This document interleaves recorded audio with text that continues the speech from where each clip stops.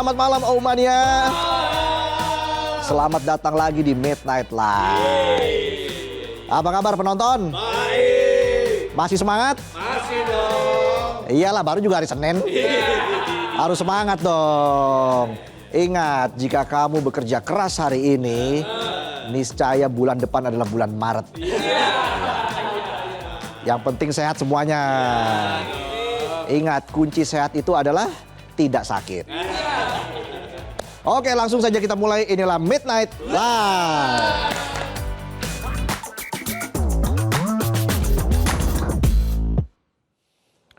Berita malam ini kita bakal bahas soal dokumen yang bikin heboh dunia.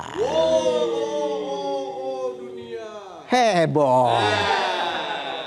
Dokumen yang jadi bahasan panas di jagat maya sampai dibikin tagar Epstein Files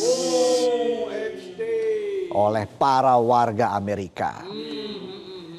Epstein Files bukan judul film atau serial, apalagi judul drama Cina. Tapi Epstein Files adalah judul dari jutaan dokumen resmi yang dirilis oleh Departemen Kehakiman Amerika Serikat tentang kasus predator seksual terkenal Jeffrey Epstein. Jadi begini ceritanya begini. Pada 30 Januari lalu, Departemen Kehakiman Amerika Serikat atau DOJ resmi merilis ribuan dokumen penyelidikan dan arsip pengadilan terkait kasus kejahatan seksual yang menjerat Jeffrey Epstein.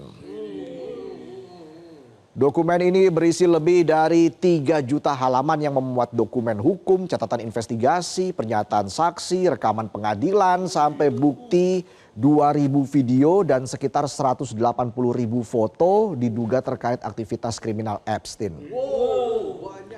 Bayangin 180.000 foto dan 2.000 video. Itu kalau disimpan di handphone, HP lo harus dikompres tuh pakai es.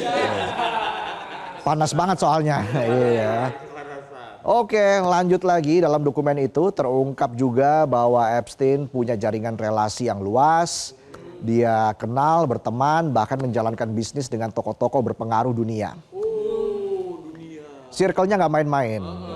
Papan atas semua. Karena kalau papan klasemen, MU masuk 4 besar. Kan 4 besar Arsenal, City, Aston Villa, MU.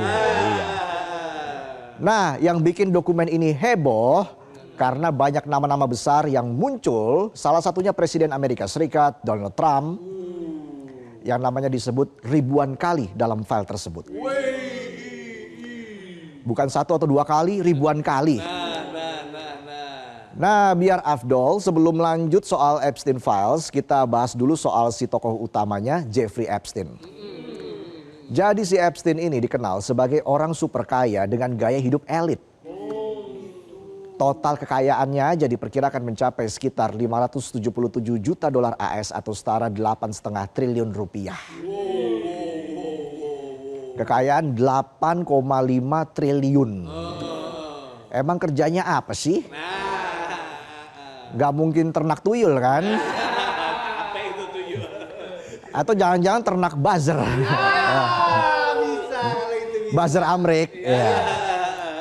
Kalau berdasarkan keyakinan Epstein sih, dia kerja sebagai pengusaha dan pakar keuangan. Walaupun sebenarnya banyak yang meragukan pekerjaannya itu. Karena kalau melihat dari backgroundnya, Epstein yang tidak lulus kuliah diketahui sempat memalsukan data diri demi bisa mengajar matematika dan fisika di sekolah swasta Dalton School pada tahun 1970-an lalu. Apakah Epstein pakai ijazah palsu? Jangan-jangan ada dokumen ijazah palsu di Epstein Files. Bisa. Ijazah palsunya Epstein Files. Ijazah palsunya Jeffrey Epstein. Iya. Bikinnya di pramuka tapi. Ya. Bisa. Saat itu Epstein disebut punya kemampuan yang baik dalam berkomunikasi. Itu bahasa halusnya. Kalau bahasa nggak halusnya, dia pintar bersilat lidah. Gimana tuh bersilat lidah ya?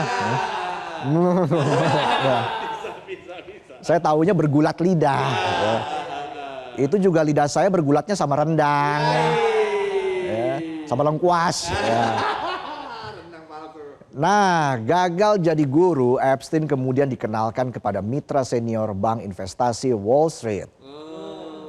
Dalam waktu 4 tahun, Epstein pun bisa mendirikan perusahaan sendiri yang diberi nama J. Epstein & Co. dan mengelola aset klien senilai lebih dari $1 miliar. Jangan-jangan dia tukang laundry. Money laundry. Bisa. Epstein kemudian dikenal memiliki berbagai properti mewah termasuk rumah besar di Florida, peternakan di New Mexico, serta rumah pribadi terbesar di New York. Kerja 4 tahun udah bisa bikin perusahaan sendiri dan punya banyak properti. Penonton juga banyak punya properti kan? Ya. Cuma nggak proper aja. Gak pakai T. T-nya doang. Ya. Uye. Selain kaya raya, Epstein juga dikenal punya circle pertemanan yang luas, mulai dari artis papan atas, politisi, sampai para elit Amerika Serikat. Tapi di balik kehidupan glamornya itu, Epstein ternyata merupakan seorang pedofil dan predator seksual. Epstein diketahui kerap melecehkan anak di bawah umur, bahkan memperdagangkan mereka kepada klien-kliennya yang namanya diduga masuk ke dalam Epstein Files. Kejahatan itu diduga telah dilakukan Epstein sejak tahun 1990-an. Tapi kasusnya baru diproses hukum pada tahun 2005. Belum ada info berapa banyak korban Epstein saat itu. Demi mengelabui publik, Epstein menggunakan kode rahasia di dokumennya seperti pizza, keju, pasta, es krim. Kalau di sana ada es gabus jadi kode tuh. Ya. Kalau di sana ada cakwe jadi kode. Ya. Kalau di sana ada pare tuh jadi kode. Ya. Apalagi? Rendang. Kalau di sana ada sumur di ladang, bolehlah kita menumpang mandi. Ya. Bisa di sumur. Kita lanjut lagi. Lanjut. Sejumlah korban mengaku mereka sempat membawa belasan sampai puluhan anak di bawah umur ke kediaman Epstein di Palm Beach, Florida. Korban disuruh bawa korban lain. Skema macam apa ini? Sayangnya proses hukum bergerak lambat. Pada Juli 2008, Epstein hanya didakwa dengan satu tuduhan, yaitu meminta jasa prostitusi. Kasusnya bahkan baru ingkrah pada tahun 2008. Saat itu Epstein hanya dijatuhi hukuman 18 bulan penjara dengan skema work release yang memungkinkannya bekerja di luar penjara hingga 12 jam sehari. Itu hukuman apa liburan? Nah, iya. Kok bisa pelaku pelecehan keluar masuk penjara seenak jidat? Betul. Cair nih Pak Jaksa. Udah jadi. Ternyata di sana ada juga tuh kayaknya ya. Ketik next spasi Jaksa. Bisa. Amerika. Transfer sekarang juga. Hukuman bisa ditunda. Hanya dengan 999 miliar. Anda bisa menghirup udara bebas. Ayo jangan ketinggalan Senin harga naik. Amerika parah. Tahun 2015 Epstein kembali menghadapi gugatan dari para korban. Salah satu korban saat itu juga menggugat Ghislaine Maxwell, wanita yang disebut sebagai pacar Epstein sekaligus orang yang menjebak para korban. Jadi ibaratnya si Maxwell ini pacar dan mucikari buat si Epstein. Buset. Ada aja hubungan seperti ini. Dulu ketemunya di mana sih nih? Ya. Bisa jadi tempat kamu. Jangan-jangan digorong-gorong tuh. Ya. Bisa. Sampah ketemu sampah. Bisa jadi bisa. Dalam gugatan baru ini kasus Epstein diinvestigasi ulang. Epstein akhirnya kembali ditangkap di New York pada tahun 2019. Dia didakwa melakukan pelecehan dan perdagangan seks anak yang dia tawarkan kepada para kliennya. Proses pidana itu terhenti pada 10 Agustus 2019 ketika Epstein ditemukan meninggal karena bunuh diri di sel tahanan. Kematian Epstein kemudian menggeser fokus penyelidikan ke peran para kaki tangan Epstein termasuk Maxwell yang dijatuhi hukuman 20 tahun penjara atas kasus perdagangan anak. Atas desakan publik, pengadilan pun mulai membuka sebagian dokumen pengadilan Maxwell. Dokumen pertama dibuka pada 3 Januari 2024. Saat itu lebih dari 900 halaman dokumen dibuka. Disusul sekitar 130 dokumen tambahan pada 5-6 Januari 2024. Isinya mencakup keterangan saksi, catatan telepon, serta jaringan pertemanan Epstein dengan tokoh-tokoh berpengaruh global. Isu ini kemudian berkembang menjadi kasus dunia setelah DOJ membuka 3 juta halaman Epstein Files pada 30 Januari kemarin. 3 juta halaman ya. Bisa nggak penonton baca 3 juta halaman? Pegel bisa 2 tahun. Gue bisa dong. Gue bisa. Mau gue bacain? Jangan bisa 2 hari. 3 juta halaman. Kan? Cepet. Selesai ada di prompter. 3 juta halaman tuh ya. Cepet. That simple. Iya, benar juga, benar. Sejumlah nama muncul, salah satunya Donald Trump yang diketahui pernah satu circle sama Epstein pada tahun 90 sampai tahun 2000-an. Dalam persidangan Maxwell pada tahun 2021 disebutkan bahwa Trump beberapa kali bepergian menggunakan pesawat Epstein. Epstein juga menulis dalam sebuah email bahwa Trump tahu tentang gadis-gadis itu. Meski maksud pernyataan tersebut tidak dijelaskan secara rinci. Kemunculan nama Trump bikin warga Amerika mulai ngorek-ngorek omongan lama Trump yang pernah menyebut Epstein sebagai pria hebat yang menyukai perempuan cantik dan lebih muda. Banyak orang menilai bahwa pernyataan itu menunjukkan kalau Trump udah tahu kejahatan Epstein tapi memilih diam. Trump membantah semua tudingan tersebut dan mengklaim bahwa ia sudah memutus hubungan dengan Epstein sekitar 15 tahun lalu. Ibarat orang pacaran, putus sih putus. Tapi kan masih kenal sama circle-nya. Apalagi kalau udah sering main ke rumah. Pasti kan udah tahu rasanya. Ya. Rasa masakan emaknya. Selain Trump, nama Elon Musk juga ikut keseret. Dalam Epstein Files, nama Mas Elon. Elon Musk, ya. Nama Mas Elon muncul dalam catatan korespondensi terkait rencana liburan di pulau pribadi Epstein. Tapi Mas Elon membantah pernah pergi dan mengaku menolak undangan itu. Maca Ci, cius, ndak caya acuh. Mantan Presiden AS Bill Clinton juga tercatat beberapa kali terbang menggunakan pesawat Epstein pada awal 2000-an. Foto-foto yang dirilis DOJ menunjukkan Clinton berenang dan berpose dengan sejumlah perempuan yang identitasnya disamarkan. Mungkin Clinton lagi sama petugas kolam renang, ya, lagi ngisi kaporit. Ya. Kita kan negatif thinking aja.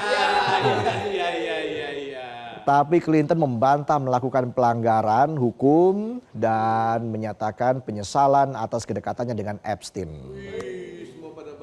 Template. Udah kayak pacaran putus bilangnya nyesel. Padahal masih sering kebayang-bayang tuh. Wah, dulu kita pernah ngisi kaporit bareng. Berkesan banget kayaknya ngisi kaporit ya. Walaupun sekarang aku udah bukan kaporit kamu lagi. Oh, favorit ya. Tokoh lain yang paling sering disebut dalam Epstein Files adalah anak Ratu Elizabeth II, Andrew Mountbatten Windsor. Dalam dokumen itu, Andrew bahkan dituduh secara langsung sebagai salah satu pelaku pelecehan seksual terhadap anak di bawah umur. Pendiri Microsoft, Bill Gates, juga disebut beberapa kali bertemu Epstein untuk membahas kemungkinan pengembangan kegiatan filantropi. Berkas itu juga memuat foto Gates berpose dengan sejumlah perempuan yang wajahnya itu disamarkan. Tapi sama seperti tokoh lainnya, Gates menyatakan hubungan tersebut terbatas pada pembahasan filantropi dan mengakui bahwa bertemu Epstein merupakan sebuah kesalahan. Ih, bantah juga. Template lagi. Biasa. Padahal ini orang-orang pinter loh. Tapi klarifikasinya kopas semua. Ya. Iya, bantah. Apa jangan-jangan nanya ChatGPT ini klarifikasinya. Bisa jadi, bisa. Yang menarik sekaligus bikin publik Indonesia ikut heboh adalah munculnya nama Bali dan Jakarta dalam beberapa dokumen Epstein Files. Berdasarkan catatan penerbangan, Epstein diketahui pernah bepergian ke berbagai negara termasuk wilayah Indonesia. Salah satu file yang viral memuat surat dan foto sensitif, tapi sampai saat ini belum ada bukti pasti yang menghubungkan Bali dengan aktivitas kriminal Epstein secara langsung. Epstein Files memang bikin geger karena banyaknya nama tokoh dunia yang muncul di dalamnya. Tapi munculnya nama itu nggak otomatis bikin orang tersebut terlibat tindak kriminal. Apalagi belum ada proses hukum apapun terhadap nama-nama yang muncul di Epstein Files. Ibarat lo pernah foto sama presiden nih. Kan bukan berarti lo jadi temennya presiden. Iya juga sih, iya. Paling lo dianggap buzzer. Ironisnya lagi ternyata orang-orang berkuasa yang katanya orang cerdas bergaul dengan Epstein. Mereka nggak punya kecurigaan sama tindakan menyimpang Epstein. Yakin. Apakah mereka sengaja menutup mata atau ikut main gila? Bisa. Tapi yang jelas Epstein Files menunjukkan satu ironi. Bahwa ketika kejahatan dibungkus dengan struktur kekuasaan, maka hukum bisa jadi cuma pajangan yang bisa dibeli sesuka hati. Itulah tadi sajian pembuka kami di Midnight Live. Kami akan kembali dengan sejumlah informasi lain. Dan usai jeda kami juga punya Monday Light News. Dan juga akan ada bintang tamu hadir di Midnight Live, Manisa Lona. Jadi tetaplah di Midnight Live.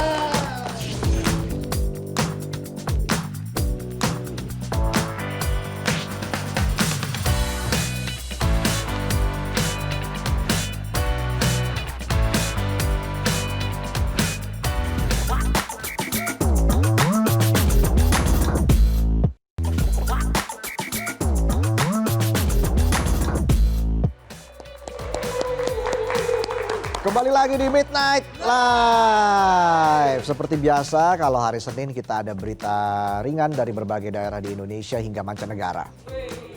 Berita-berita tersebut kita rangkum dalam Monday Light News berikut ini.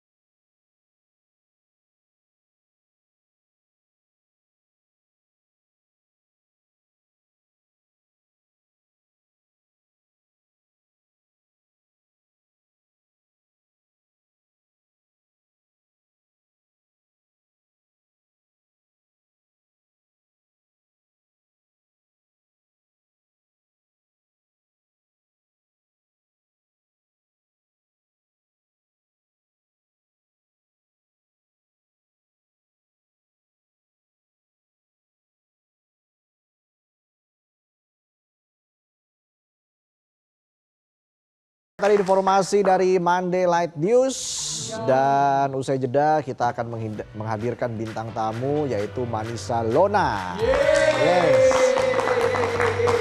Akan nyanyi bareng penonton nanti ya. Semangat kan? Jadi jangan kemana-mana, tetaplah di Midnight Live.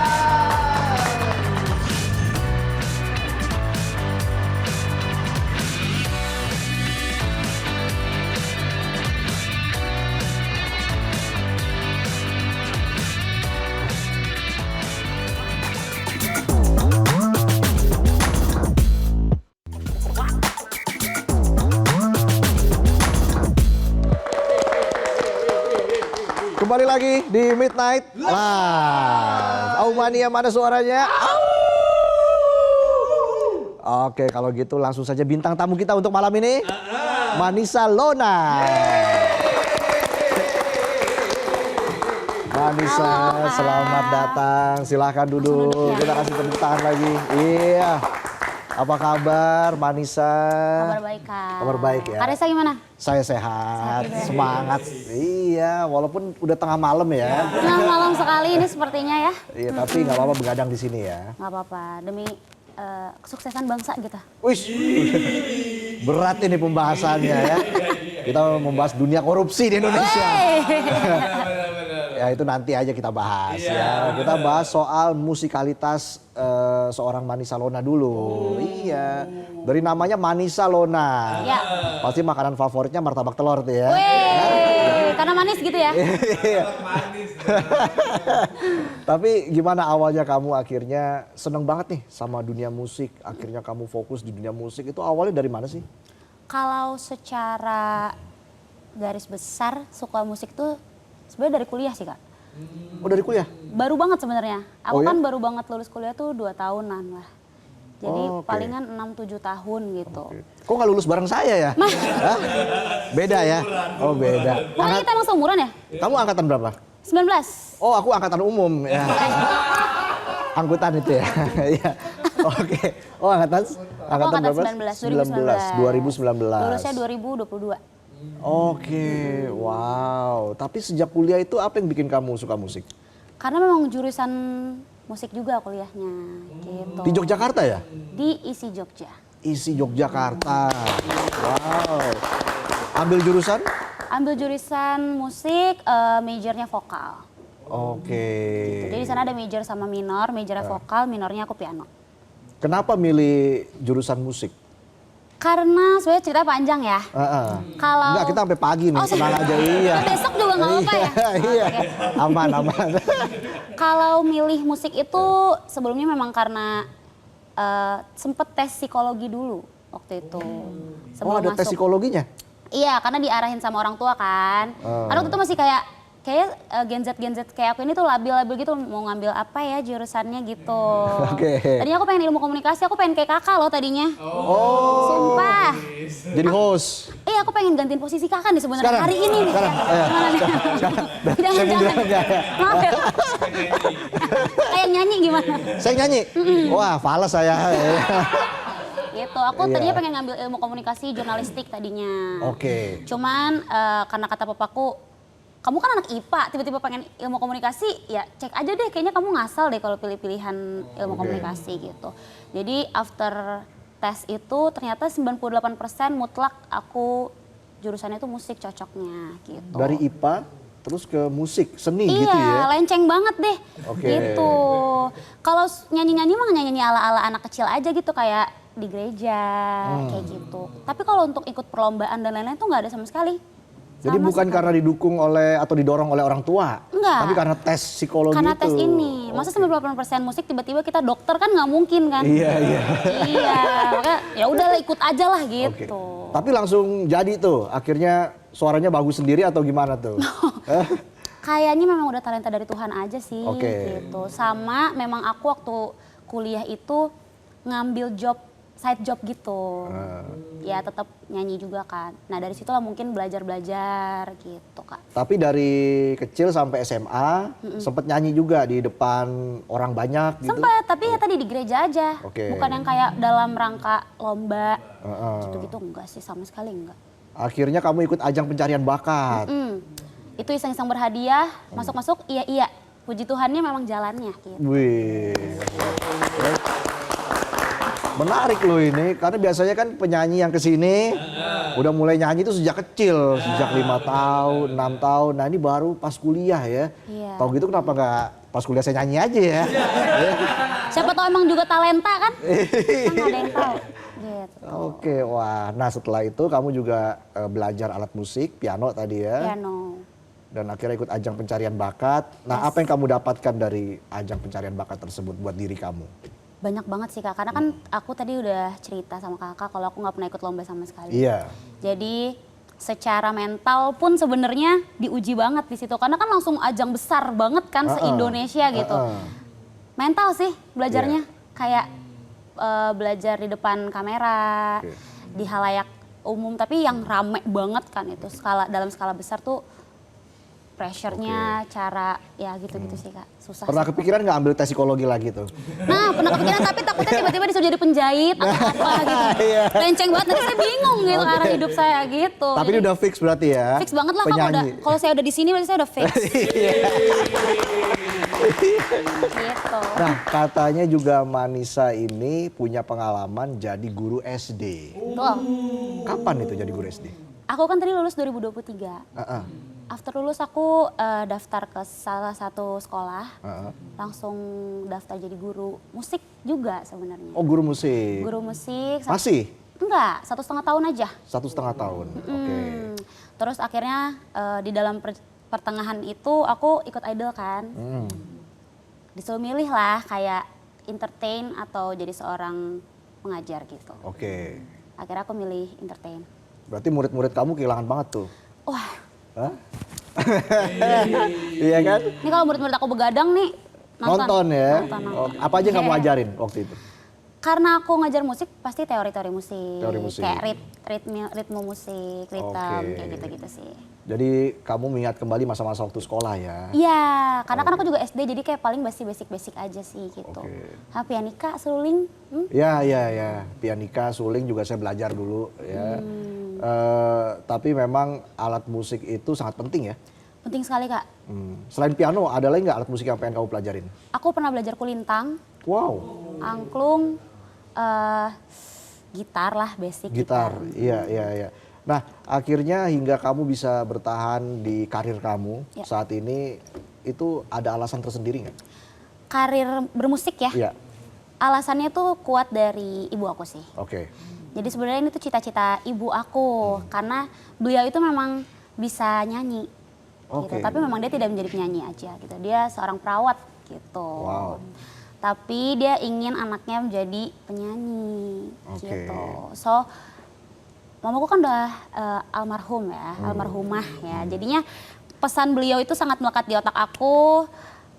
Kayaknya kemarin itu sempat terlintas juga waktu daftar Indonesian Idol tuh kayak kalau emang jalannya berarti emang ini mimpi mama aja gitu. Apa itu pesannya yang kamu ingat? Aku dimimpiin sebenarnya. Dimimpiin waktu mamaku udah nggak ada, waktu aku masih kuliah. Pokoknya beliau pernah bilang, sabar ya, bentar lagi kamu jadi seorang artis kok gitu. Kamu nanti jadi penyanyi kok gitu. Terus aku kayak, ya maksudnya ya udah tapi jangan pergi lagi dong gitu. Karena kan di mimpi itu aku tahu nih mamaku udah nggak ada.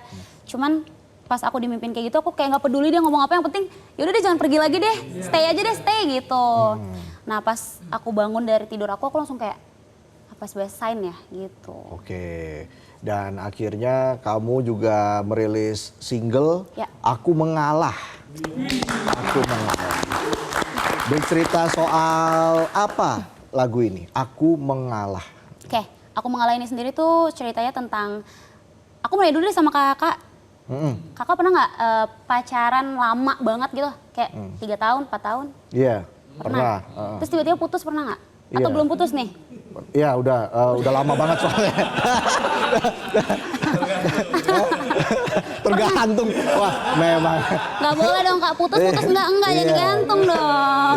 Iya, berarti Tiba-tiba putus tuh. tiba-tiba putus karena memang udah saling bosen sebenarnya dalam hubungannya. Oke. Udah nggak works lagi, udah nggak bertumbuh bareng sebenarnya dalam hubungannya. Jadi kayaknya buat apa sih kita lanjutin kalau emang udah nggak saling mau gitu. Cuman karena perkara kita lama, karena momennya lama banyak gitu. Jadi kayak itu sih cerita itu tentang kita nggak apa-apa kok ngalah untuk menyudahi hubungan ini, tapi bukan berarti kita nggak sayang ya gitu. Kita tuh justru karena kita sayang banget makanya kayak kita pengen kita bertumbuh di petnya masing-masing aja gitu. Oke, ya. Harus ada yang mengalah. Harus ada yang mengalah Kak. Harus ada yang berkorban dong. Harus ada yang berkorban. Nah di lagu ini aku yang berkorban. Oke, dari Gitu. perspektif kamu nih ya. Yes. Nah karena ada sepenggal lirik sakit yang kurasa, ya, ku menahan setiap luka, kau siksaku dengan cinta. Dalam ya, dalam Iya. banget. Ini siapa sih yang bikin hati kamu sakit banget sedalam ini? Jadi berapa lama nih proses produksi lagunya? Kalau Manisa? proses produksinya tuh cepet aja sih Kak. Cepet banget? Cuman memang timing yang pasnya itu after selesai produksi itu memang setahun. Jadi Oke. aku udah jadi, ini tuh lagunya udah jadi di bulan Juli Agustus lah. Setelah ajang pencarian bakat? Yes. Oke. Gitu. Cuman memang momennya tuh pasnya di Januari ini untuk rilisnya. Gitu. Yang terlibat dalam pembuatan lagu ini siapa aja? Ada teman aku namanya Muklis Barus, dia penciptanya. Terus aransemen musik dan lain-lainnya dibantu sama namanya Kak Joseph Cornelius, ada Oke. juga namanya Kak Farhan. Beliau tiga orang ini yang bantu aku dalam prosesnya. Gitu. Nah sekarang kan zamannya kolaborasi tuh. Yap. Ke depan ada nggak musisi yang ingin kamu ajak untuk berkolaborasi? Musisi yang aku pengen banget ajak kolaborasi itu Bunda Maya sih. Wow, ya. Aku pengen banget dibuatin lagu sama Bunda Maya. Wih, semoga terwujud ya. Jadi kamu mengidolakan banget sama Bunda Sangat, Maya. sangat mengidolakan beliau. Sangat mengidolakan. Wow. Dan kalau Manisa sendiri sebenarnya genre musiknya tuh apa? Sebenarnya genre aku tuh agak pop rock gitu ya. Aku tuh back to 2000-an gitu. Aku suka lagu-lagunya ciptaan Bunda Maya, ciptaan Ahmad Dhani, kayak Oke. gitu-gitu. Jadi Dewi-Dewi, Dewa 19, Iya. Mahadewi. Iya. Aku suka dengerin yang kayak gitu. Kalau secara genre Oke. musik gitu ya. Oke. Ada nggak album khusus yang kamu suka banget? Misalnya dari Dewa lah. Kalau secara album enggak sih, cuman emang kayak satu single-singlenya gitu Oke. loh, gitu. Iya. Kalau di sini kan teman-teman ya anak-anak bintang 5 semua kayaknya ya. Ya, kelihatan dari umur kan. Iya. Nah ke depan selain jadi seorang penyanyi, Yap. apalagi mimpi kamu? Aku pengen banget jadi seorang host seperti kakak sih. Masa? Hah? Ya. Kenapa kamu pengen jadi host? Saya aja pengen jadi penyanyi. Mending kita tukeran perkaranya. Kenapa pengen banget jadi Tapi host? hostnya aku lebih kayak yang ngelawak aja deh yuk gitu.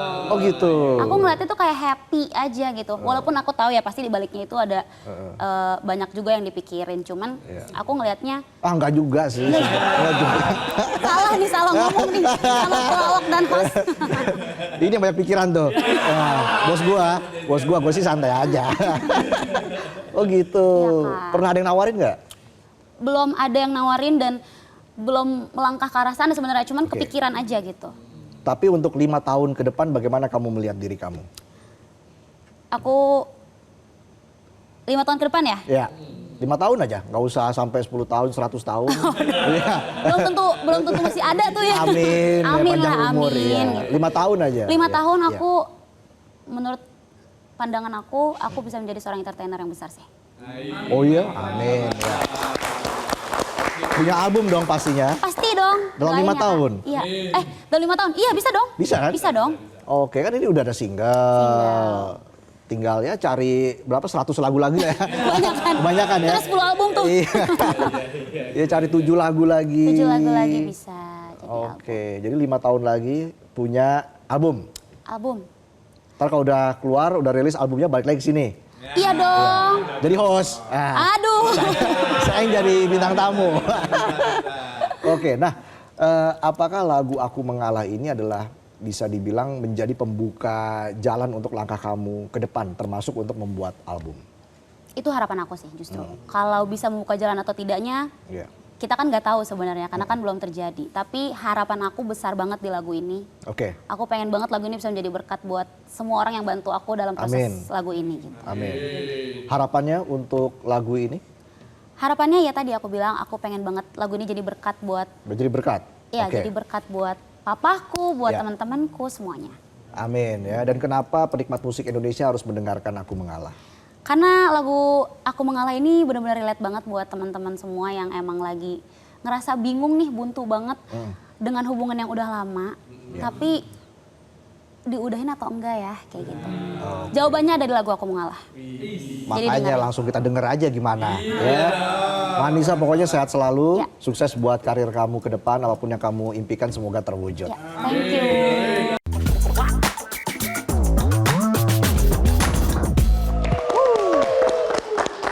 Dan Midnight Live kita tutup dengan informasi soal makanan Korea. Iya. Pernah makanan Korea? Belum pernah. Makan daerah sini aja di makanan kedoya nih. Ya, iya kan banyak di makanan di sini. Iya, makanya cobain makanan Korea ya. Nah, terima kasih penonton sudah hadir di studio.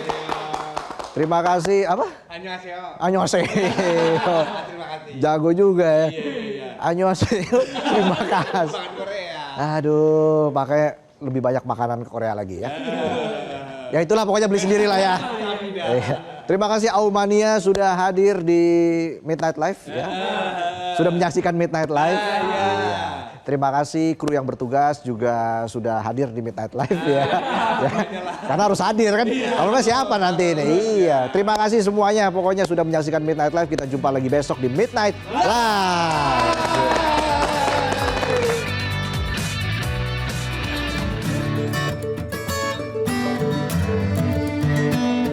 Para pencinta kuliner Korea di Indonesia kini dimanjakan dengan banyaknya restoran yang menyajikan makanan khas negeri gingseng. Salah satunya di kawasan Cikarang, Bekasi, Jawa Barat, restoran Gahyo menawarkan berbagai menu Korea yang otentik. Mulai dari Korea barbecue dengan pilihan daging segar seperti senggalbi, wusal stick, hingga menu viral daechang yang terbuat dari usus besar sapi dengan tekstur kenyal dan rasa gurih serta juicy saat dipanggang. Selain barbecue, restoran ini juga menyajikan menu seafood seperti ganjang-gejang, kepiting mentah yang dimarinasi kecap dengan rasa gurih manis, dan cocok disantap dengan nasi. Pengunjung dapat menikmati pengalaman memasak langsung di meja, sehingga sensasi makan ala Korea terasa lebih nyata. Restoran ini menjadi referensi menarik bagi masyarakat yang ingin menikmati kuliner Korea tanpa harus pergi ke negeri asalnya. Sangat otentik, ya, sangat otentik. Kemudian kita masih memegang cita rasa Korea, ya kan, kita benar-benar value for money.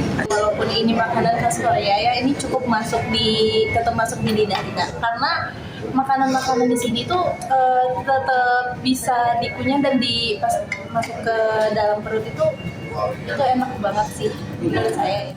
Kehadiran berbagai menu Korea di Cikarang menunjukkan bagaimana kuliner asing dapat menjadi bagian dari kehidupan sehari-hari di Indonesia. Keanekaragaman rasa dan tekstur menjadi daya tarik bagi masyarakat untuk mencoba dan menikmati makanan baru. Metro TV. Jelajahi cara baru mendapatkan informasi. Download Metro TV Extend sekarang.